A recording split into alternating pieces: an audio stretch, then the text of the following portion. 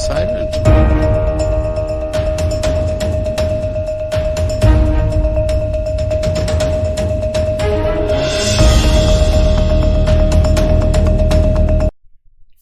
Hello everyone, a very good evening to all of you. Welcome to Sri Ram's IS YouTube channel. This is your mentor Arsu Kakkad, where daily we used to have this session of news analysis. उम्मीद कर रही हूँ कि आप सब बहुत बढ़िया हो, स्वस्थ हो, खुश हो, things are fine, you're keeping up with your revision plans, you're keeping up with your schedule और चीज़ों को procrastination की तरफ नहीं लेकर जा रहे हो. Procrastination करना ही मत, कभी नहीं करो. It's not about कि एग्ज़ाम के लिए, लाइफ में भी चीज़ों को कल पे क्यों डालना, है ना. क्या पता कल हो ना हो. अब आप कहोगे कि मैम आप कैसी बातें कर रहे हैं.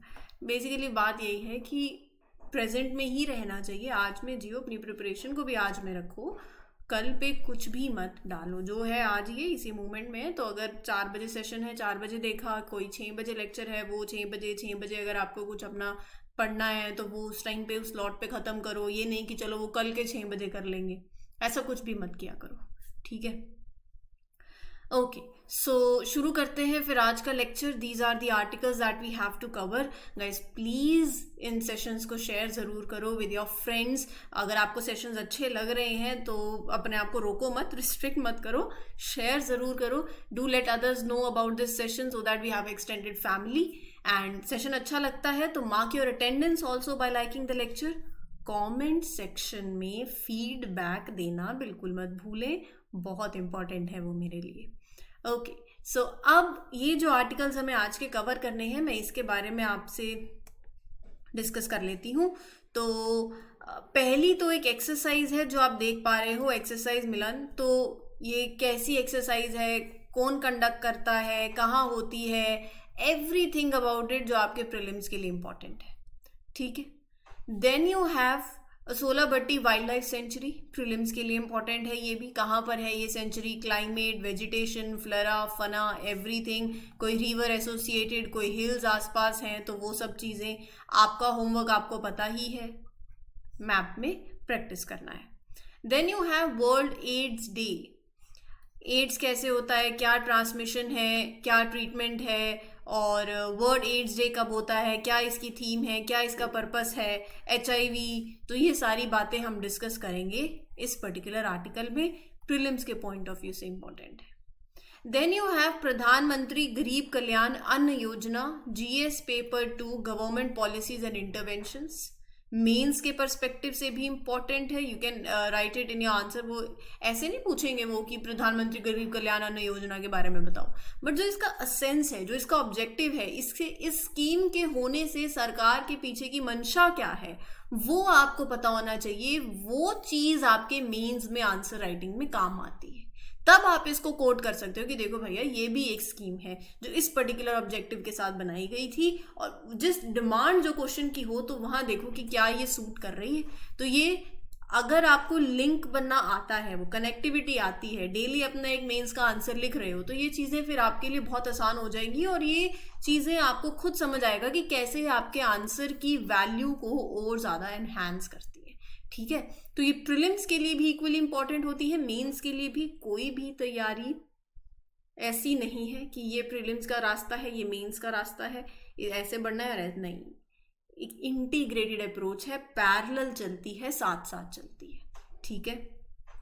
Then you have highlights of PM Modi speech at COP 28. मैंने आपको बोला था कॉन्फ्रेंस ऑफ पार्टी 28 से अभी बहुत से आर्टिकल्स न्यूज़ में आते रहेंगे, तो हम हर एक आर्टिकल को इन डिटेल कवर करते रहेंगे, क्योंकि हमें तो हर एक चीज़ कवर करनी ही है. जब भी जो चीज़ न्यूज़ में आ जाएगी हम उसको उसी टाइम कवर कर लेंगे. और अगर कोई भी आर्टिकल 2 दिन बाद कवर होता है ना, तो उसके पीछे का पर्पस ये होता है कि उसके पीछे अगर मान लो 3-4 आर्टिकल्स हैं तो सबको क्लब करके आपके सामने एक आर्टिकल रख दिया जाए, ताकि आपको दिक्कत नहीं हो. और आपका that is time management, that is smart work, right. तो आपको किसी भी तरीके की लोड लेने की जरूरत नहीं पड़ेगी. पहला आर्टिकल है ये, GS पेपर 3 के लिए भी इंपॉर्टेंट है, GS पेपर 2 से भी इंपॉर्टेंट है, प्रीलिम से भी इंपॉर्टेंट है, इंटरव्यू से भी इंपॉर्टेंट है. बहुत ही इंपॉर्टेंट आर्टिकल. तो यहाँ पर हम इस पर्टिकुलर आर्टिकल में बहुत सी चीज़ें डिस्कस करेंगे. एक रीसेंट आर्टिकल अभी इंडियन एक्सप्रेस में आया है that highlights the prime minister Modi speech जो भी रही है कॉन्फ्रेंस ऑफ पार्टी 28, तो क्या उसके हाइलाइट्स थे, इंडिया के क्या एक्शंस हैं टुवर्ड्स क्लाइमेट चेंज, इंडिया ने COP 28 में क्या कॉमन कंसर्न्स रेज करे, राइट, ये सारी बातें, और भी क्या हुआ COP 28 में, तो वो सारी चीजें हम इस पर्टिकुलर आर्टिकल में कवर करेंगे। तो यहाँ पर हमारे प्राइम मिनिस्टर ने ये लाइंस आपके सामने लिखी हुई हैं, मैं लाइंस रीड नहीं करूंगी, सिंपल टर्म्स में आपको एक्सप्लेन करती हूँ। तो हमारे प्राइम मिनिस्टर ने, नरेंद्र मोदी जी ने एम्फेसाइज किया the importance of countries looking beyond their own interest and fulfilling their commitments to address climate change. उन्होंने स्ट्रेस दिया, देखो अपने इंटरेस्ट से थोड़ा सा आगे बढ़ना है, अब क्लाइमेट चेंज की तरफ ध्यान देना बहुत ज़्यादा ज़रूरी है। सिर्फ अगर हम अपने हित की तरफ सोचते रहेंगे, सिर्फ अपने सेल्फ इंटरेस्ट को देखेंगे तो बात नहीं बनेगी। He stressed that developing nations should have fair access to the remaining global carbon budget. What does that mean? This means that they should be given a reasonable share of world's allowed carbon emissions, ताकि वो भी अपने development को support करें। They will development भी हो and they still contributing to fight against climate change, जबकि उन्होंने तो वो डेवलपिंग नेशंस हैं अभी कुछ भी नहीं किया डेवलपमेंट, और ऑलरेडी भरपाई कर रहे हैं किसकी, जो डेवलप नेशंस हैं, right. So they should be given that reasonable share. So during this high level segment of COP 28 meeting which was held in Dubai, ये तो सबको पता ही है।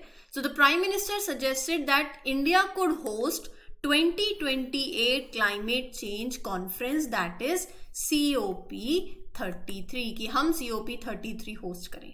This is a significant international event जहां पर countries साथ आती हैं, डिस्कस करती हैं, डिसीजंस बहुत ज़्यादा मेजर डिसीजंस होते हैं on global efforts to combat climate change. तो ऐसी कॉन्फ्रेंस को अगर हम होस्ट करें, it would give India the opportunity to play a leading role in shaping climate policies and all the actions that too on a global scale, right?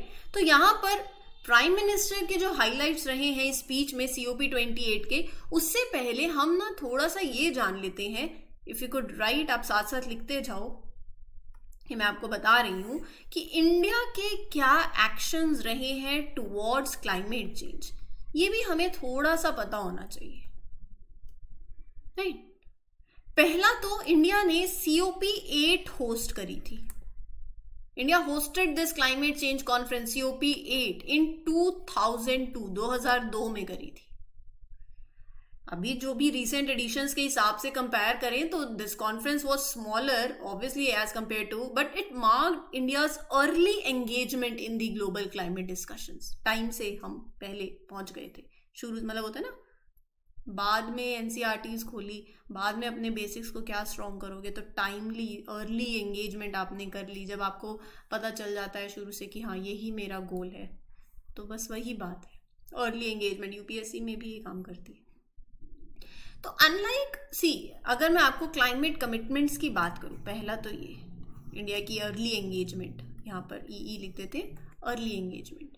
Now CC's climate commitments, unlike these large economies, India has been on track to meet its climate commitments. तो it showcase a commitment to reduce its impact on the environment. आप देखो तीसरा point देखो, climate commitment के बाद अगर आप देखो ग्लोबल क्लाइमेट इनिशिएटिव्स जो हैं, जैसे कि आप लगा लो ये international solar alliance, India initiated ISA to promote solar energy. India is also a part of that coalition of disaster resilient infrastructure.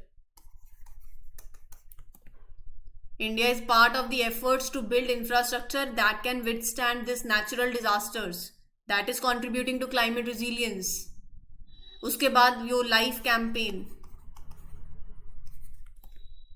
Lifestyle for environment campaign, it encourages sustainable living practices. India के पास जब G20 की presidency थी, influence decisions like tripling renewable energy efforts, establishing what, global, ये तो हमने discuss किया है, ग्लोबल बायोफ्यूल अलायंस। तो ये सारी इंडिया के एक्शंस हैं टुवर्ड्स क्लाइमेट चेंज। उसके बाद आप एक लगाओ ग्रीन क्रेडिट इनिशिएटिव. ये क्या है green credit initiative? Recently India's environment ministry launch this initiative. कुछ पता है? विच इज अ वे. ये क्या है ग्रीन क्रेडिट इनिशिएटिव? एक तरीका है उन एक्शंस को जो कि बेनिफिट करते हैं टुवर्ड्स एनवायरमेंट, आप उनको रिवॉर्ड करो, आप उनको एनकरेज करो. So in the first phase ये इनिशिएटिव फोकस करता है on the activities related to water conservation, afforestation. इसका मतलब projects that are contributing to saving water, planting more trees will receive recognition, incentives through these green credits. एक positive step हो गया towards motivating environment friendly projects, right? तो ये है India के कुछ actions towards climate change. What was the speech of Prime Minister Modi at COP28? Prime Minister highlighted several points. पहला, उन्होंने कहा that world doesn't have much time to fix the mistakes of the past century. जो वो होता है ना, जो गलतियां हमने कर ली. अब जरूरत है to take meaningful actions and there is जरूरत क्या, urgency है अब तो to address the climate change. दूसरा, प्राइम मिनिस्टर ने एड्रेस किया global cooperation. The world does not have much time to correct. Country needs to rise above their own self-interest. Move beyond your own interest. Fulfill the climate obligations. He emphasized the need for collective global efforts to combat climate change. Then energy transition has to be just, inclusive, equitable and innovative. So he stressed the importance of energy transition. मतलब जब जो हम cleaner energy sources की तरफ shift कर रहे हैं, वो ऐसा होना चाहिए कि हर किसी को फायदा हो, social equity हो, innovation हो, right? Then Prime Minister highlighted the need for developed countries to share their innovative technologies with others. वही importance है collaboration की in developing and adopting the technologies. अगर आपके पास कुछ है ऐसा जो लगता है कि सामने वाले के भी काम आ सकता है, आप innovative technologies लेकर आ रहे हो, तो developed countries को share करनी चाहिए. Right, that can help to mitigate climate change. And he praised this India's green credit initiative. It is a positive and proactive step for the planet. एक market based mechanism है जो public participation को encourage करता है. ये environment पे positive impact डालता है क्योंकि आप ऐसे प्रोजेक्ट्स को रिकॉग्नाइज करते हो जो प्लैनेट को हेल्प कर रहे हैं. Right, it's a way of encouraging, rewarding the actions and involving people in the process. यहां पर इंडिया ने कुछ कंसर्न्स भी रेज करे हैं. India raising common concerns of the developing countries at COP28. Prime Minister repeatedly referred to Global South. Global South के बारे में मैंने पहले डिस्कशन करी हुई है आपके साथ कि Global South, it's not about geographical location, it's not about north or south, कोई इक्वेटर है, कोई ऊपर है, कोई नीचे, नहीं. It focuses on जहां जहां पर shared economic and development challenges हैं. Right, it refers to developing countries collectively, as simple as that. Right, so it's a new term for developing countries that does not refer to geographical north or south of the equator. India has held 2 Voice of Global South Summit this year.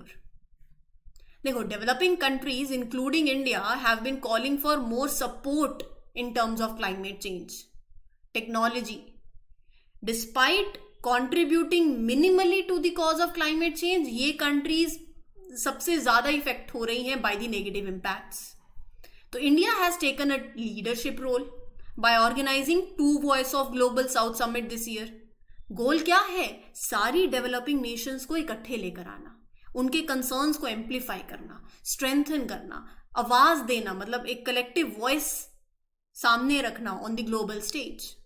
Developing countries, including India, have not significantly contributed to this problem of climate change as compared to developed nations.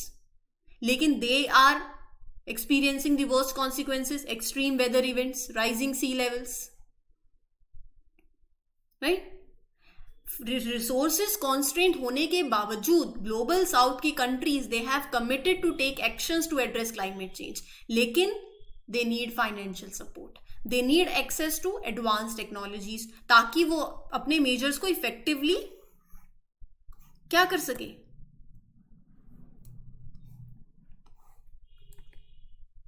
implement कर सके. Despite the lack of advocate resources, they have committed themselves to take the climate action. Right? Clear है? अब यहाँ पर I think ये सारी चीजें आपको क्लियर हो गई हैं.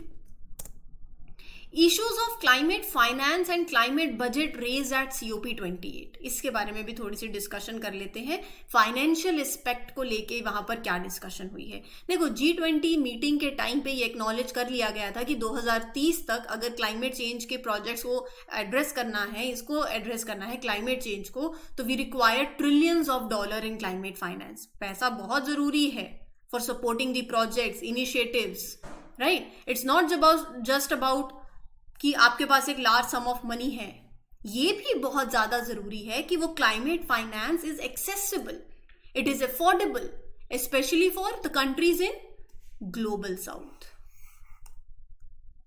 It is available but it should be accessible and affordable also, कि वो कंट्रीज भी एक्सेस कर पाए the funds they need to tackle climate change. और कल हमने लॉस एंड डैमेज फंड की तो बात कर ही ली थी. PM welcome the operationalisation of it. This fund is designed to assist the countries that suffer severe consequences and damage due to climate change. There is a hope that COP28 would show real progress of new collective quantified goal on climate finance.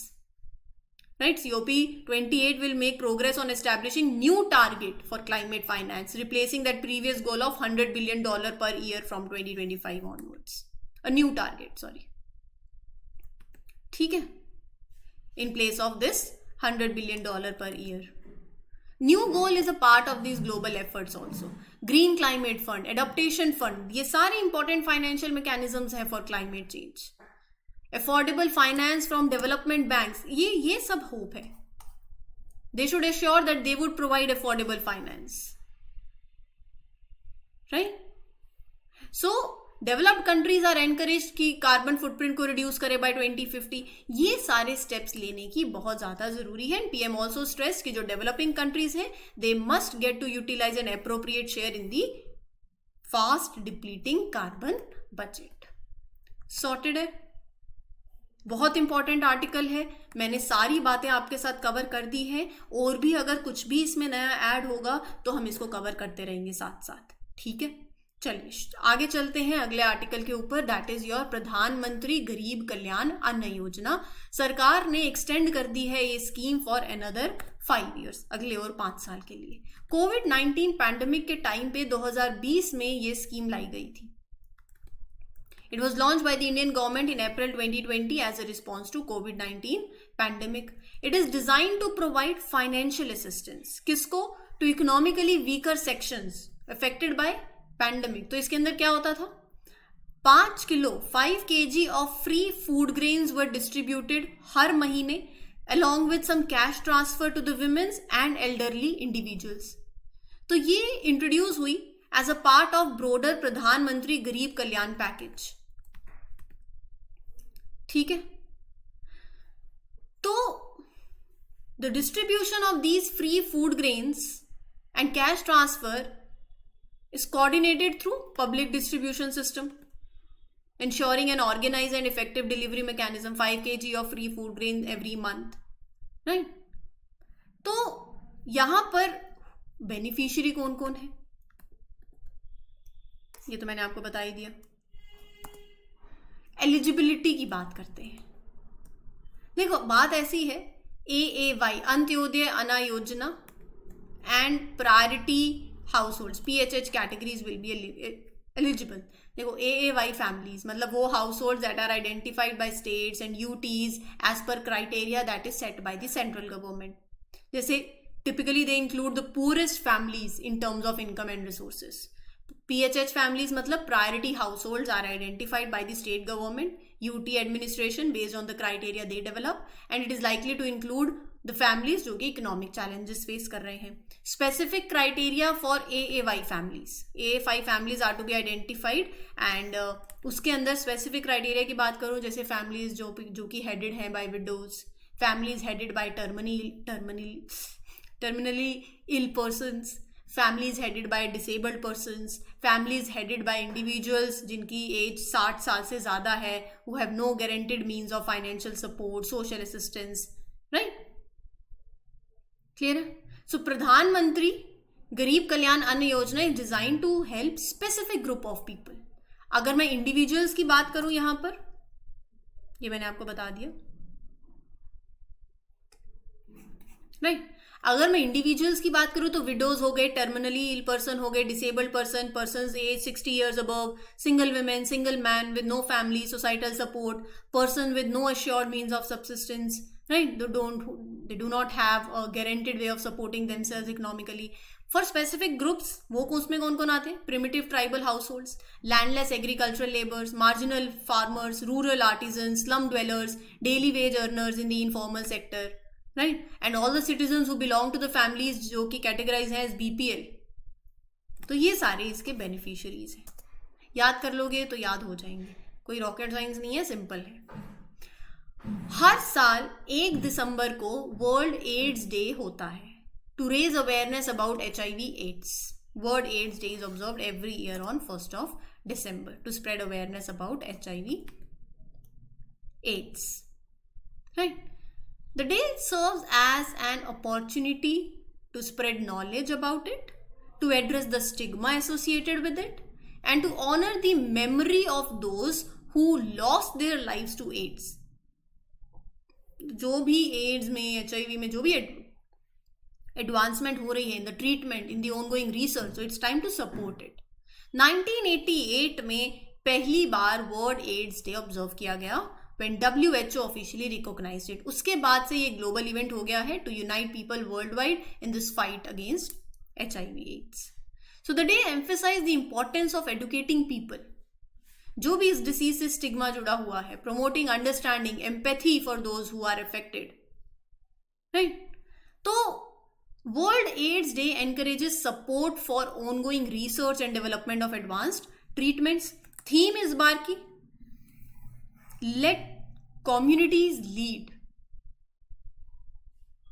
right? It is addressing towards the importance of local communities taking a central role in the efforts to prevent the spread of HIV.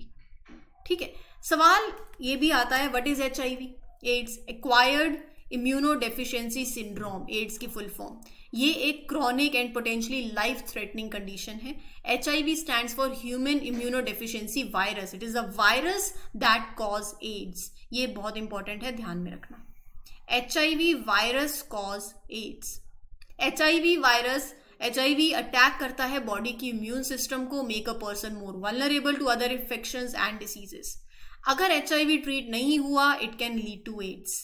Transmission कैसे होता है? It is sexually transmitted infection, या फिर कोई infected blood के contact में आने से it can be spread from illicit injection, drug use और by sharing needles, right. It can also be spread from mother to child during pregnancy, child birth, breast feeding, ऐसे. फिर क्या इलाज क्या है?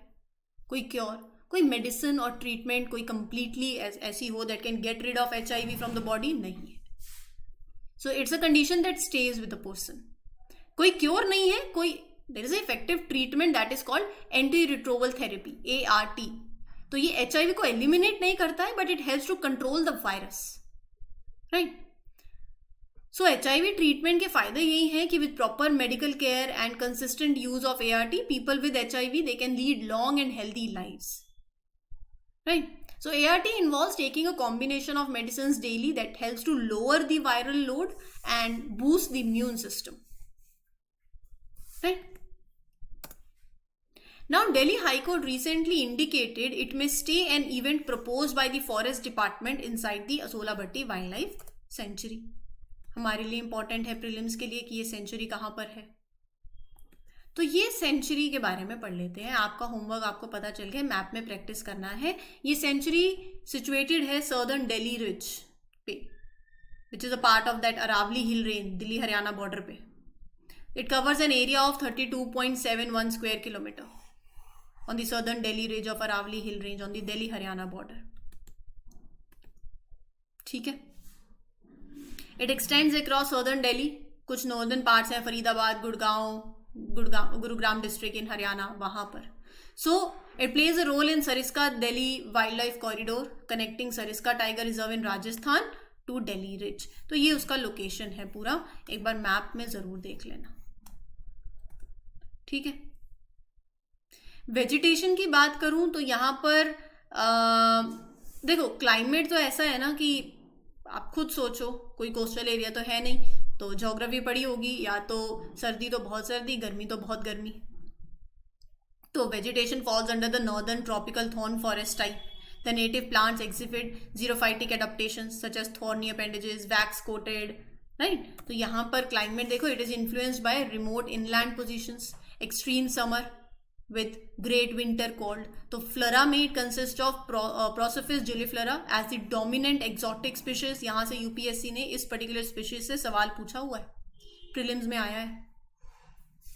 Diospyros montana as the dominant native species in the century. तो ये important होते हैं, फ्लोरा फना भी पढ़ लेना. गोल्डन जैकल हो गया, hyena, civet, mongoose, monitor lizard, snakes. So these all are the species जो आपको यहाँ पर देखने को मिलेंगी, ठीक है. देखो किसी को भी कोई डाउट होता है ना, you can ask me in the comment section, right. इस पर्टिकुलर लेक्चर के लिए इतना ही है. That exercise I will take it tomorrow on Monday, तो डोंट वरी, वो अगले सेशन में कवर हो जाएगा, टेंशन की बात नहीं है. आज है आई थिंक सैटरडे, आज करेक्ट, आज सैटरडे है. मंडे टू सैटरडे हमने जो भी कवर किया है, आपके पास कल टाइम है, उसको रिवाइज कर लो अच्छे से. I meet you on Monday, और मंडे को नया दिन, आगे अगले हफ्ते में बढ़ेंगे. तो अभी तक जो भी कवर किया है, जैसे अभी तो देखो बेस्ट है आपके पास 2-3 दिसंबर है, 2 एंड 3 दिसंबर, आप इसमें अपना पूरा नवंबर का करंट अफेयर भी रिवाइज कर सकते हो. सैटरडे संडे भी आ गया, this is the best way. यही तरीका है, ऐसे ही प्रिपरेशन होती है. अगर आप सोचो कि नहीं अभी बहुत बैकलॉग पड़ा हुआ है, या ये रिवीजन तो बाद में कर लेंगे, वो फिर बात नहीं बनेगी.